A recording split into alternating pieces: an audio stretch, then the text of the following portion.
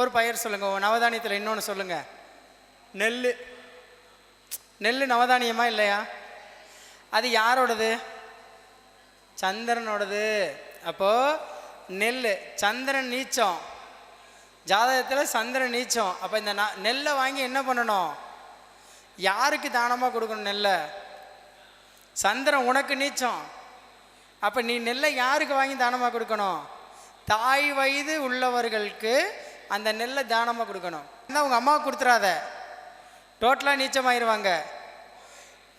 வெளியில் தாய் வயதில் அம்மா மாதிரி நீ யார் நினைக்கிறியோ அவங்களுக்கு நெல்லாக கொடுத்தா அரைக்க லேட் ஆகிரும், பச்சரிசியாக கொடுத்துரு. அது சந்திரன். தேய்வரை வளர்வரைலாம் கணக்கு இல்லைங்க. சந்திரன் கெட்டுருச்சுன்னா நெல்லை வாங்கி பச்சரிசி வாங்கி தானம் பண்ணு, தண்டுலம் வாங்கி தானம் பண்ணால் கண்டிப்பாக சக்ஸஸ்ஸு. புரியுதுங்களா? இது முடியல அப்படின்னா ஒரு வெள்ளை பூசணியை 4ஆக கட் பண்ணி வயசான அம்மா வயசில் இருக்கவங்களுக்கு தானமாக கொடுத்துருங்க. இது ஒரு சந்திரன் கெட்டவங்களுக்கு. இப்போ ஒவ்வொரு தானிய பரிகாரங்களும் நம்மளை உயர்த்தும்னு சொல்கிறாங்க. ஒவ்வொரு தானிய பரிகாரங்களும் நம்மளை உயர்த்தும்.